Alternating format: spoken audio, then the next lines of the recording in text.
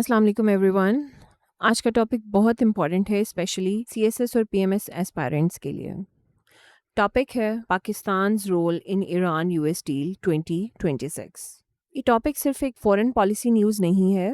In fact ये topic connect होता है पाकिस्तान की डिप्लोमेसी से, ईरान यूएस राइवलरी से, Middle East security, nuclear non proliferation से, Strait of Hormuz, oil prices, Pakistan की economy, Pakistan Iran border security, Gulf countries से और चाइना और रशिया की स्ट्रैटेजी से। इस लेक्चर का सेंट्रल क्वेश्चन ये है, क्या पाकिस्तान ने ईरान और अमेरिका के दरमियान real diplomatic breakthrough achieve किया है या ये सिर्फ एक टेम्पररी पॉज है? And the second main question is, क्या पाकिस्तान इस डिप्लोमेटिक रोल को इकोनॉमिक और स्ट्रेटेजिक डिविडेंड में कन्वर्ट कर सकता है? आज के इस लेक्चर में हम इस टॉपिक को कंप्लीट डेप्थ में समझेंगे। हम कवर करेंगे लेटेस्ट डेवलपमेंट क्या है, ईरान यूएस डील या इस्लामाबाद मेमोरेंडम ऑफ अंडरस्टैंडिंग क्या है, ईरान और अमेरिका के कॉन्फ्लिक्ट का बैकग्राउंड क्या है, न्यूक्लियर इशू क्या है, स्ट्रेट ऑफ हॉर्मज़ क्यों इम्पॉर्टेंट है, पाकिस्तान ने मीडिएशन रोल क्यों और कैसे प्ले किया, पाकिस्तान के इंटरेस्ट्स क्या हैं, पाकिस्तान को इस रोल से क्या बेनिफिट्स मिल सकते हैं, रिस्क्स और चैलेंजेस क्या हैं, gulf states, Israel, China, Russia और यूरोप का एंगल क्या है और पाकिस्तान के लिए वे फॉरवर्ड क्या होना चाहिए। So let's begin. यूजुअली जब भी पाकिस्तान का नाम इंटरनेशनल न्यूज़ में आता है तो अक्सर कॉन्टेक्स्ट होता है IMF, economic crisis, terrorism, political instability या रीजनल सिक्योरिटी प्रॉब्लम्स। लेकिन इस दफ़ा पाकिस्तान एक डिफरेंट रोल में सामने आया है एज मीडिएटर। ईरान और यूनाइटेड स्टेट्स, दो कंट्रीज जिनके दरमियान डेकेड से हॉस्टिलिटी है, उनके दरमियान पाकिस्तान ने कम्युनिकेशन को फैसिलिटेट किया है। ये मोमेंट पाकिस्तान के लिए इम्पॉर्टेंट है बिकॉज ये शो करती है कि पाकिस्तान सिर्फ क्राइसिस हिट स्टेट नहीं बल्कि क्राइसिस मैनेजमेंट स्टेट भी बन सकता है। बट द फैक्ट इज कि इसको ओवर सेलिब्रेट करना भी अभी फ़िलहाल ठीक नहीं है। डिप्लोमेसी में अनाउंसमेंट और इम्प्लीमेंटेशन दोनों डिफरेंट चीज़ें होती हैं। अगर डील साइन हो जाए लेकिन इम्प्लीमेंट ना हो तो पीस प्रोसेस फेल हो सकता है। इसलिए हमें बैलेंस्ड एनालिसिस करना होगा, नॉट ओवरली इमोशनल और ना ही ओवरली पेसिमिस्टिक। इनफैक्ट CSS के रिटन पेपर्स में हमेशा बैलेंस्ड, एविडेंस बेस्ड और एनालिटिकल आंसर चाहिए होता है। सो हम आते हैं लेटेस्ट डेवलपमेंट पे। लेटेस्ट डेवलपमेंट ये है कि ईरान और यूनाइटेड स्टेट्स के दरमियान टॉक्स स्विट्ज़रलैंड में हुई। पाकिस्तान के प्राइम मिनिस्टर शहबाज शरीफ ने कहा कि टॉक्स सक्सेसफुली कंक्लूड हुई हैं।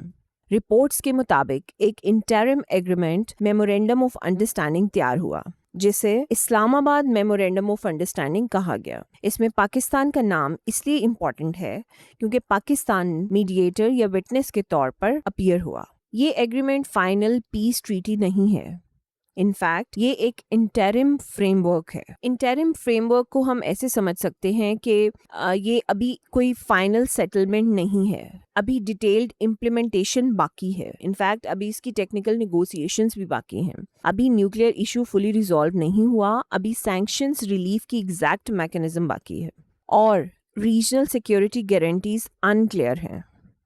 लेकिन फिर भी ये एग्रीमेंट इम्पॉर्टेंट है क्योंकि इसने इमीडिएट एस्केलेशन को रोकने की कोशिश की। डील के रिपोर्टेड की पॉइंट्स ये हैं: फर्स्ट, मिलिट्री ऑपरेशंस की सेसेशन या रिडक्शन। सेकंड, ईरान और यूएस के दरमियान डायरेक्ट एस्केलेशन को रोकना।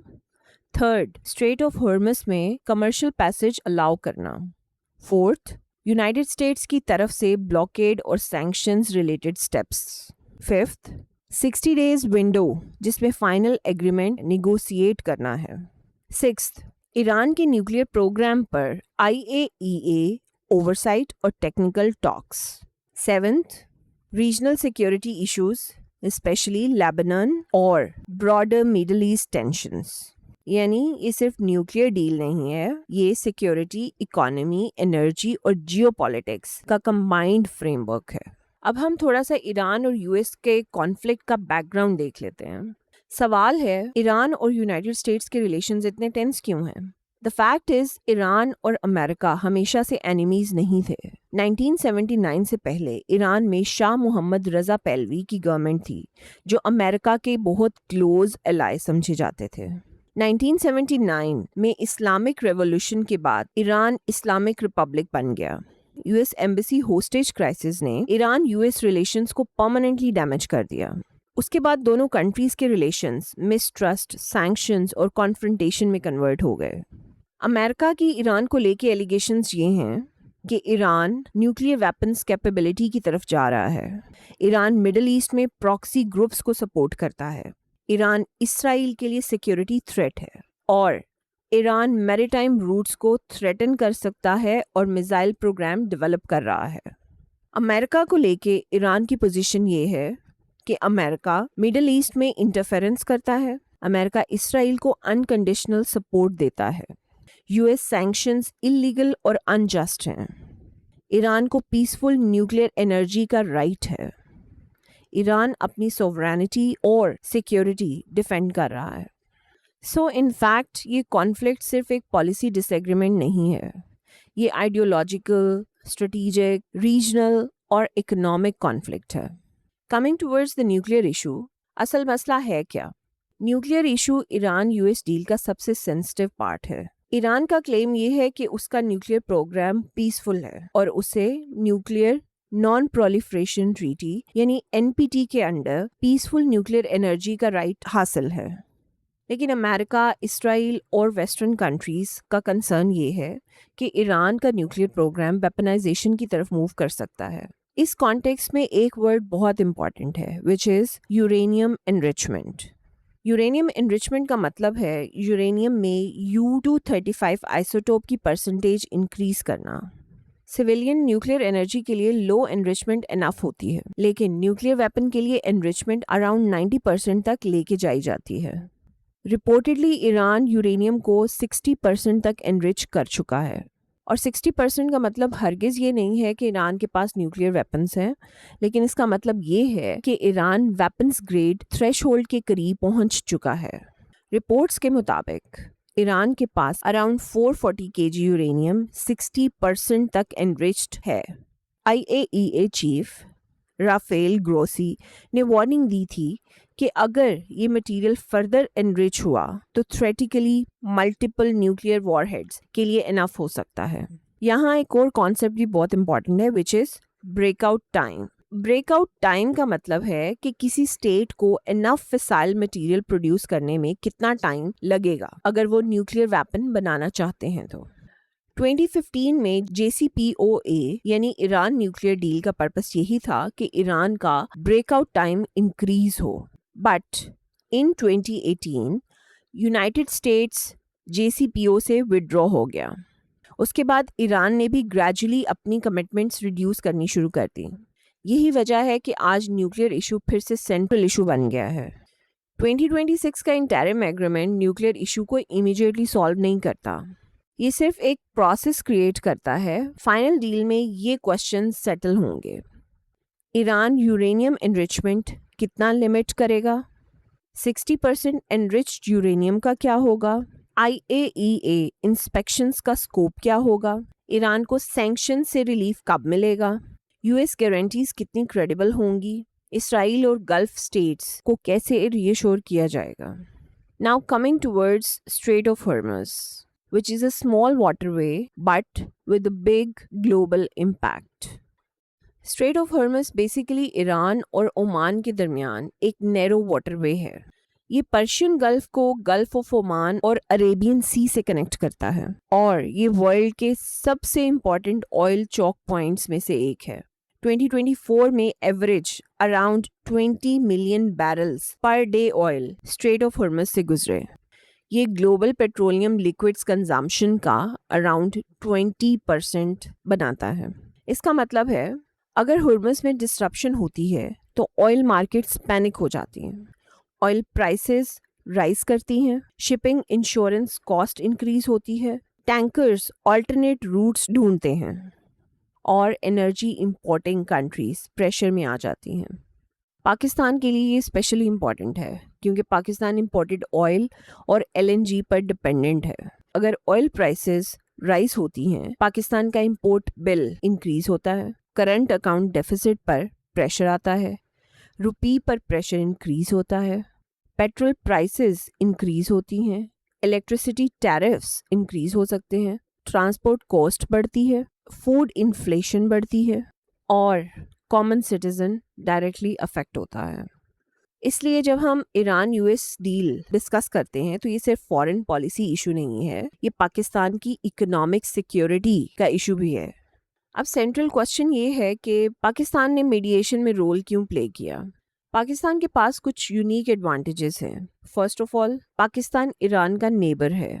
پاکستان اور ایران کی بارڈر اراؤنڈ 909 کلومیٹرز پر مشتمل ہے۔ یہ بارڈر بلوچستان کے تھرو گزرتا ہے۔ اگر ایران انسٹیبل ہوتا ہے تو پاکستان ڈائریکٹلی اس سے افیکٹ ہوتا ہے۔ سیکنڈلی، پاکستان کے ایران کے ساتھ ہسٹوریکل، کلچرل اور ریلیجس لنکس ہیں۔ تھرڈ، پاکستان کے Gulf states especially Saudi Arabia, U A E اور قطر کے ساتھ اسٹرانگ ریلیشنز ہیں۔ فورتھ، پاکستان کے چائنا کے ساتھ اسٹریٹجک ریلیشنز ہیں۔ دین پاکستان کو یونائٹڈ اسٹیٹس کے ساتھ ورکنگ ریلیشنز مینٹین کرنے ہوتے ہیں۔ دین پاکستان مسلم ورلڈ کا نیوکلیئر آرمڈ اسٹیٹ ہے جس کی اسٹریٹجک لوکیشن بہت امپورٹنٹ ہے۔ اس کے علاوہ پاکستان پہلے بھی گریٹ پاور ڈپلومیسی میں رول پلے کر چکا ہے، اسپیشلی 1970s میں یو ایس چائنا اوپننگ کے کانٹیکسٹ میں۔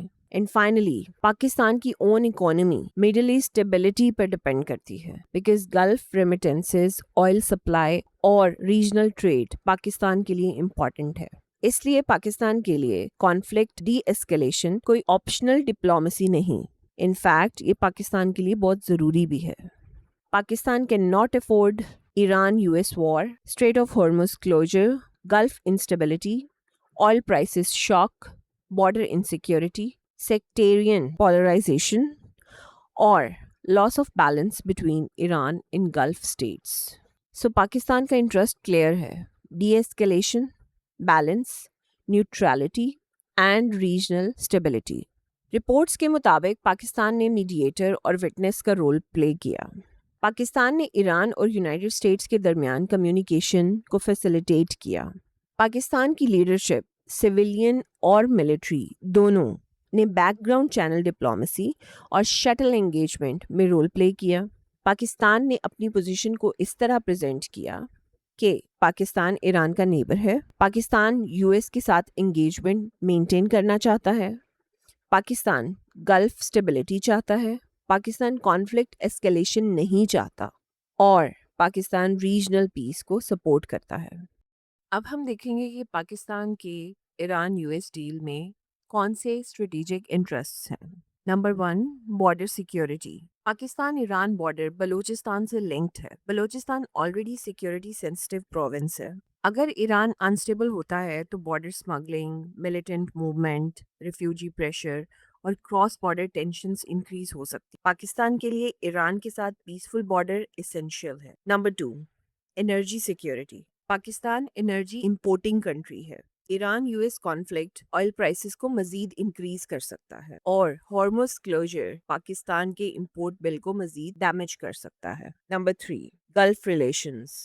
پاکستان کے سعودی عربیہ، یو اے ای، قطر اور کویت کے ساتھ strong economic and labour relations ہیں۔ Millions of Pakistanis are currently working in these Gulf countries. Remittances Pakistan کی ایکسٹرنل اکاؤنٹ اسٹیبلٹی کے لیے کرٹیکل ہیں، اس لیے پاکستان گلف انسٹیبلٹی افورڈ نہیں کر سکتا۔ Number 4، Iran relations. Iran Pakistan کا نیبر ہے اور پاکستان ایران کو ایلینیٹ نہیں کر سکتا کیونکہ ایران کے ساتھ trade, border markets, gas pipe line potential, cultural ties اور سیکیورٹی کوآرڈینیشن امپورٹنٹ ہے۔ Number 5، U S relations. United States Pakistan کے لیے ڈپلومیٹک، اکنامک اور اسٹریٹجک امپورٹنس رکھتا ہے۔ I M F influence, trade, defence channels, technology اور ڈپلومیٹک ریکگنیشن میں U S کا رول امپورٹنٹ ہے۔ Number 6، China factor. China Pakistan کا اسٹریٹجک پارٹنر ہے۔ China Middle East energy supply پر ڈپینڈنٹ ہے، اور چائنا بھی اسٹریٹ آف ہارمز میں اسٹیبلٹی چاہتا ہے، اس لیے پاکستان کی میڈیشن انڈائریکٹلی چائنا کے انٹرسٹ کے ساتھ بھی کمپیٹیبل ہے۔ Number 7، domestic stability. Middle East conflict Pakistan کے اندر سیکٹیرین نیریٹیوز کو ایکٹیویٹ کرتا ہے، اس لیے اس ایکسٹرنل کانفلکٹ کو ڈومیسٹک پولرائزیشن میں کنورٹ ہونے سے روکنے کے لیے یہ میڈیشن بہت ضروری ہے۔ اب نیکسٹ سوال یہ رائز ہوتا ہے، पाकिस्तान को इस मीडिएशन से क्या फ़ायदा हो सकता है? So coming towards the benefits, number 1, diplomatic Prestige. इससे पाकिस्तान का ग्लोबल इमेज इम्प्रूव हो सकता है। अगर पाकिस्तान ईरान यूएस डीएस्केलेशन में रोल प्ले करता है तो वर्ल्ड पाकिस्तान को रिस्पॉन्सिबल एक्टर के तौर पर देखता है। ये पाकिस्तान के लिए नैरेटिव चेंजिंग एक्सपीरियंस हो सकता है, from crisis state to stabilising state.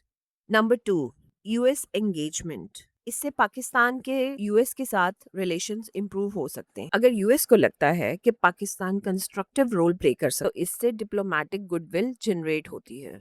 Number 3, Iran border stability. अगर ईरान के साथ टेंशन कम होती है तो बलूचिस्तान बॉर्डर स्टेबल रहता है और इससे बॉर्डर ट्रेड और सिक्योरिटी कोऑपरेशन इंप्रूव हो सकती है। Number 4, gulf confidence.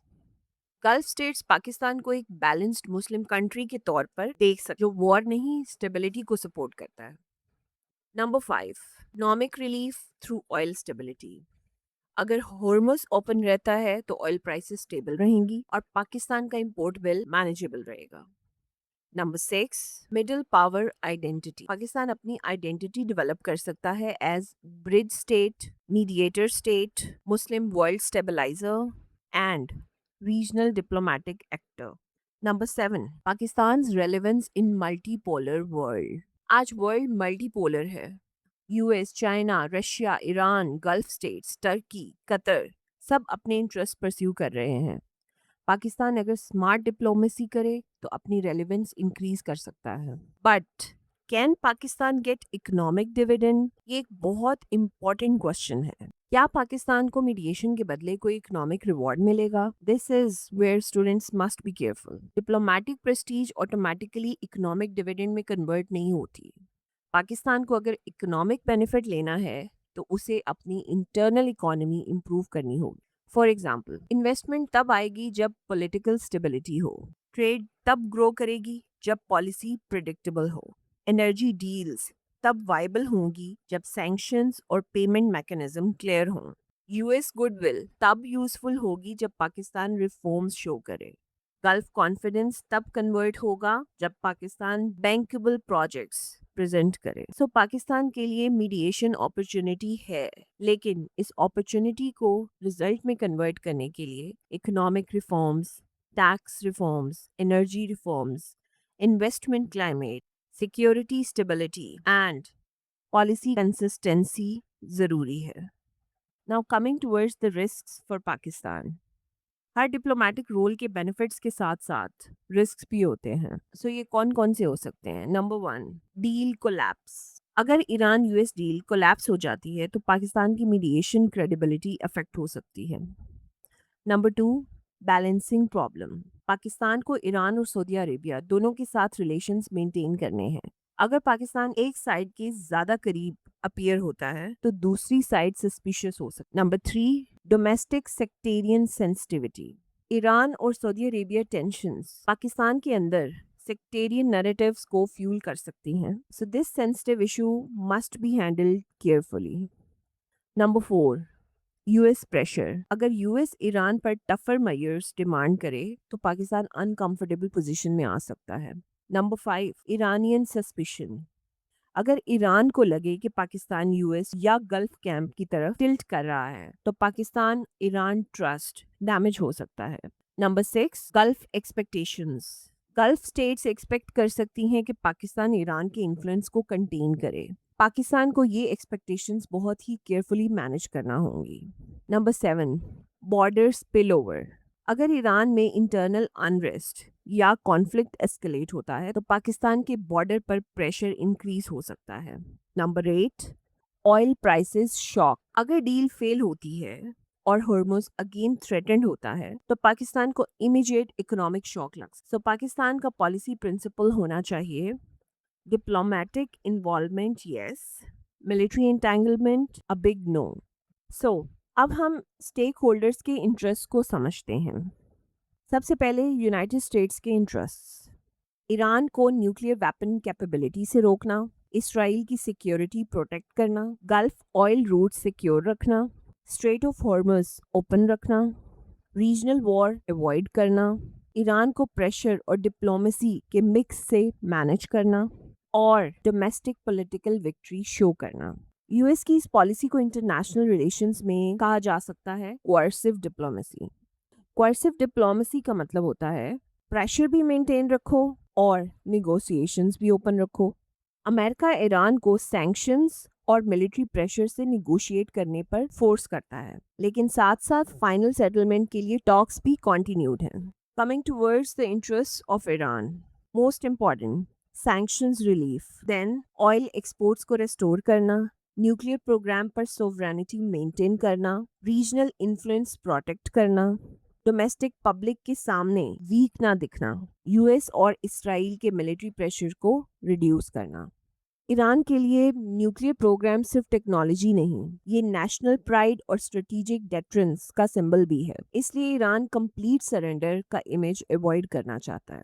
Now coming towards the concerns of Israel. Israel Iran को एग्जिस्टेंशियल थ्रेट के तौर पर देखता है। इसराइल के कंसर्न्स बेसिकली हैं ईरान का न्यूक्लियर प्रोग्राम, ईरान का missile programme, Hezbollah, Iran backed groups और ईरान का anti Israel stance.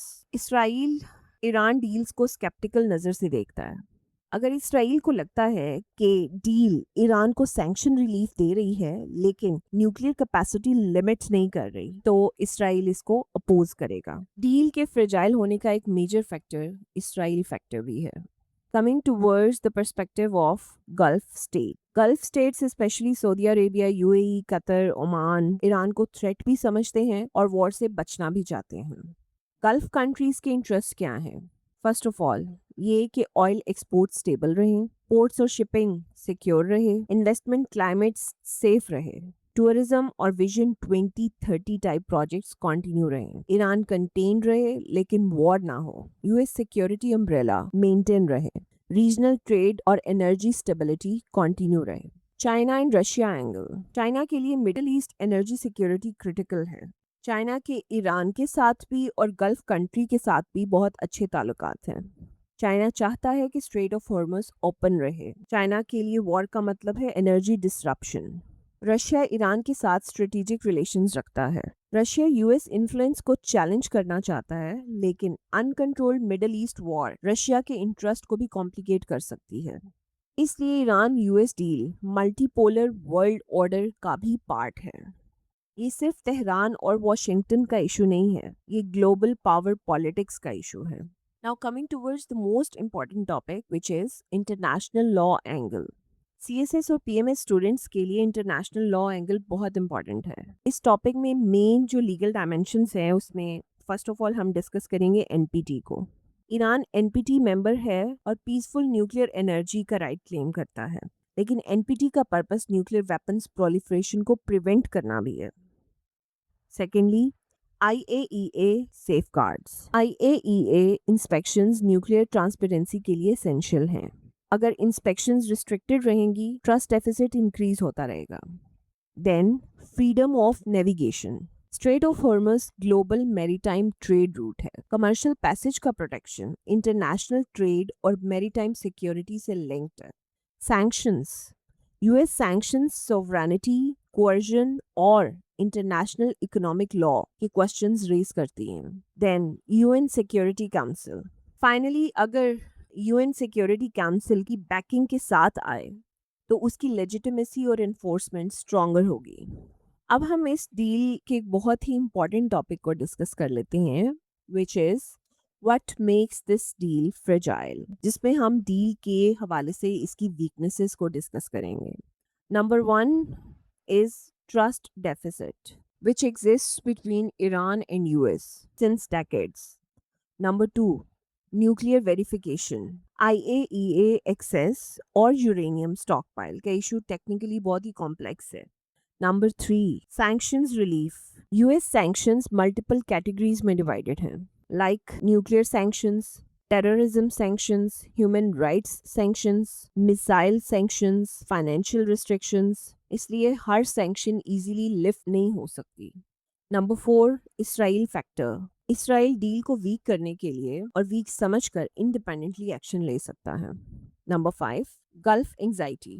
Gulf states basically चाहती हैं कि ईरान कंटेन्ड रहे। Number 6, domestic politics.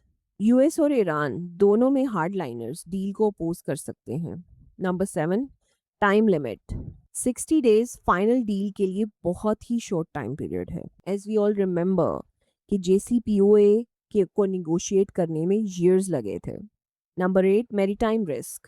Harms technically open ہو سکتا ہے لیکن insurance cost, mine threats, military squads اور ٹینکر کانفیڈنس نارملائز ہونے میں ٹائم لگ سکتا ہے. اس لیے ڈیل امپورٹنٹ ہے لیکن فریجائل ہے. So coming towards the critical analysis, Pakistan's mediation role is important, but we must not exaggerate it. Pakistan did not suddenly become a superpower. Pakistan did not solve the entire Iran-US conflict. Pakistan did not permanently end the nuclear dispute. Pakistan did not remove all sanctions. Pakistan did not eliminate regional rivalries. لیکن پاکستان نے کیا کیا؟ پاکستان نے communication برج provide کیا. پاکستان نے D ایسکیلیشن کو facilitate کیا. پاکستان نے اپنی ریلیونس شو کی. پاکستان نے اپنی جغرافی کو لائبلٹی سے ایسٹ بنانے کی کوشش کی. پاکستان نے یہ سگنل دیا کہ وہ ریجنل اسٹیبلٹی میں کنسٹرکٹیو رول پلے کر سکتا ہے. یہ بہت امپورٹنٹ ہے. بٹ اب ریئل ٹیسٹ ہے امپلیمنٹیشن. اگر فائنل ڈیل اچیو ہوتی ہے تو پاکستان کا رول اسٹرینتھن ہوگا. اگر ڈیل کولیپس ہوتی ہے پاکستان کو پھر بھی بیلنس ڈپلومیسی کنٹینیو رکھنی ہوگی. So to conclude, Iran U S deal 2026 ایک میجر کرنٹ افیئرز ڈیولپمنٹ ہے. اس ڈیل کی امپورٹنس صرف ایران اور امریکہ تک لمیٹڈ نہیں. یہ nuclear non proliferation, oil security, strait of Hormuz, Middle East stability, Gulf security, China U S rivalry اور Pakistan's foreign policy سے لنکڈ ہے. پاکستان کے لیے یہ مومنٹ آف اپرچونٹی بھی ہے اور ٹیسٹ بھی. اپرچونٹی اس لیے کہ پاکستان اپنی ڈپلومیٹک ریلیونس کو انکریز کر سکتا ہے. ٹیسٹ اس لیے کہ پاکستان کو Iran, U S, Gulf States, China اور ڈومیسٹک اوپینین سب کو بیلنس کرنا ہے. پاکستان کے لیے بیسٹ پالیسی ہے balance diplomacy, no military engagement, border security, energy preparedness, economic diplomacy, and domestic harmony. So here we'll end our lecture. Thank you.